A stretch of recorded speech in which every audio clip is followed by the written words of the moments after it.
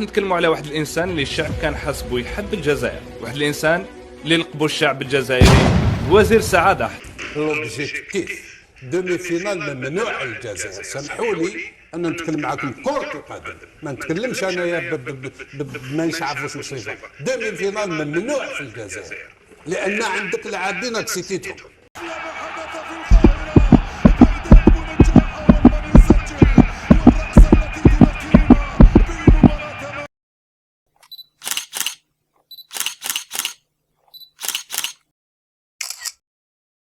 اخينا الموالف يخرجنا التشكيله هذا اوكي عنده في الدفاع آية نوري، عيسى مندي، محمد امين توكاي، يوسف عطال، وسط ميدان رامز رزوق. Quand on est meilleur, normalement que les équipes qui ne compensent pas, c'est de notre faute. Laissez le football, comme j'ai dit, le foot, je perds pas. Les journalistes, pas trop, parce que voilà, on a l'impression que c'est dommage en même temps que les journalistes ils sont pas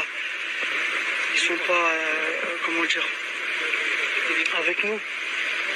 Même quand on gagnait, on avait l'impression qu'ils étaient contre nous.